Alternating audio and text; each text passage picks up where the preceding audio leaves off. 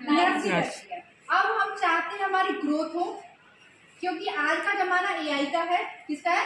AI का है। तो हमें हमारे अंदर ऐसी स्किल्स होनी चाहिए कि हम अपना क्या कर सकते हैं, प्रोडक्टिविटी अच्छा दे पाए, अच्छा पैसा कमा पाए, अपना लाइफ स्पेंड कैसे कर पाए, अच्छे से स्पेंड कर पाए।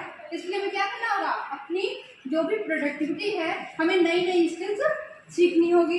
तो नर्सिंग के लिए आपको क्या करना होगा, आपने एमबी कितने एमबी में सभी जगह टेस्ट वाला होगा, एंट्रेंस टेस्ट। क्या होगा, क्या लेना होगा, कुछ लोग डबल लेते हैं, 5 भी ले लेते हैं और मैथ भी ले लेते हैं।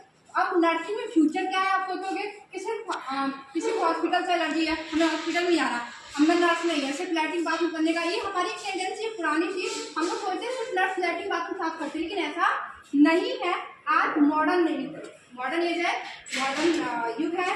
तो इसमें क्या है, फ्यूचर नर्सिंग का क्या फ्यूचर है। आज कंपेयर करोगे तो एक नर्स है, जो क्या है, एक नर्स है अच्छा पैसा कमाती है, 1.5-2 लाख कमा ले, कैसे?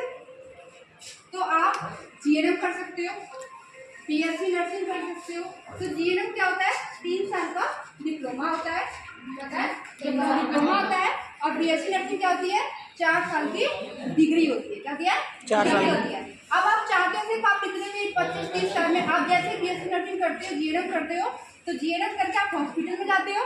बीएससी नर्सिंग के पास करने के बाद आपके पास अपॉर्चुनिटी है कि आपको क्या कर सकते हो, कॉलेज में भी पढ़ा सकते हो, as a tutor, as a clinical instructor, या फिर आप हॉस्पिटल में भी क्या कर सकते हो, जा करके as a nurse, staff nurse, senior nurse, आपके प्रैक्टिस के अकॉर्डिंग ये डिवाइड होगा। क्लियर है?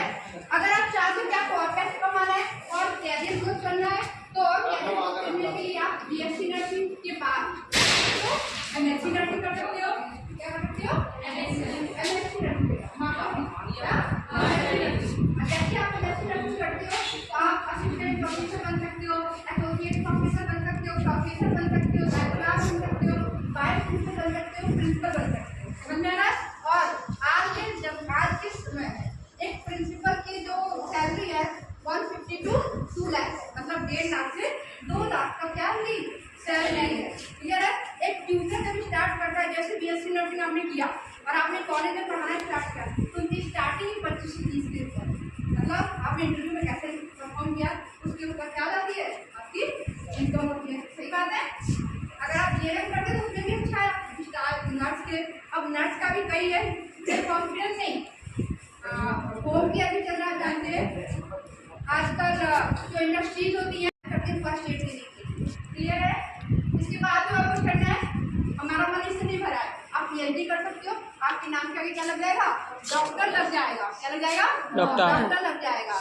या फिर उसका आपको फायदा मिलेगा, पैसा भी मिलेगा, आप गाइड बन सकते हो। क्या कर सकते हो, गाइड बन सकते हो, तो आपको पैसा मिलेगा। प्लस दूसरी चीज, आप एनेस्थीसिया का कोर्स कर सकते हो बीएससी के जस्ट बाद। इसके बाद बीएससी के जस्ट बाद आप 3 साल का कोर्स होता है एनेस्थीसिया का, वो आप कर सकते हो, आप एनेस्थीसियोलॉजिस्ट। अगर हम बात करें चंबल संभाग की, तो यहाँ पर एक इंजेक्शन लगाने का, बेहोशी का, जानते हैं ऑपरेशन होता है, हमेशा बेहोशी इंजेक्शन लगेगा। तो बेहोशी का इंजेक्शन लगाने के लिए तुरंत डॉक्टर आता है, इंजेक्शन लगाता है, 5-6 हज़ार रुपये खर्च होगा। एक छोटे से एरिया की बात कर रही हूँ, तो आप सोचो एक सर्जिकल सर्जरी में वो 5 से 6 हज़ार ले जा रहा है। मैं नॉर्मल छोटे सी जगह की बात कर रही हूँ, पिंटू मुरैना जैसे एरिया की, है ना। तो आप एक बड़ी जगह पे जाके करते हो तो कितना, मतलब समझ रहे हो? तो जितना आपका प्रैक्टिस होगा, जितना आपका नॉलेज होगा, उतनी आपका क्या होगा, आपका लाइफ भी ग्रोथ करेगा, आपकी इनकम भी ग्रोथ करेगी, आपकी पर्सनैलिटी भी ग्रोथ करेगी। क्लियर है? सभी को समझ में